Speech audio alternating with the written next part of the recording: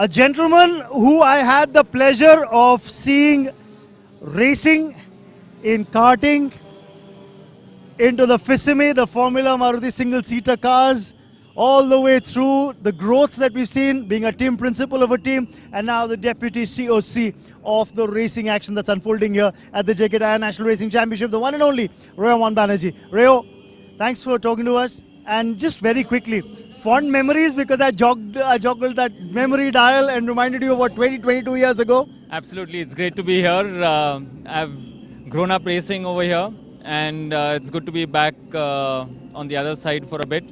So, good memories, yes. You know, with me is the gentleman who was probably one of the most affable drivers on the racetrack, not just when he was racing, but after races as well. I have rarely, Rayo, seen you break into a fit of anger after results or some incident that might have happened on the racetrack. Now you're on the other side where drivers are coming to you with things that have happened during a race. How do you handle it? So I guess the good thing is that you've been through the entire thing, so you understand things from the driver's perspective. So, you know how to deal with them, given that you've been through the entire experience yourself.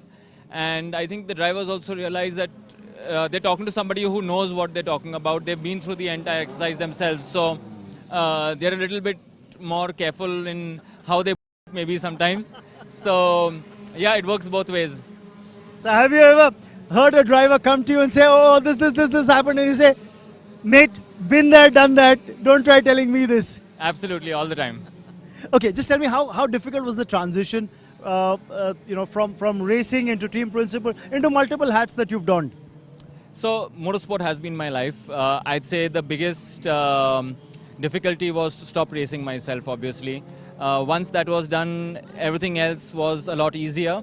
I think a lot of credit has to go to Hardy with the fact that he was the one who encouraged me to stop racing at one point of time, and after that, I've just looked at different things and taken things from one place to another. Yeah. So the important thing for me is that I'm still involved with the sport. I'm still involved with motorsport heavily. That's the only thing I do, and I can't complain. Not at all. Just very quickly, talk us through, some of the viewers who might be watching this for the very first time, the role of a COC and the Deputy COC. So the COC essentially is the one who controls the entire race meet, right from ensuring that the safety is met to conducting the entire race, so to speak.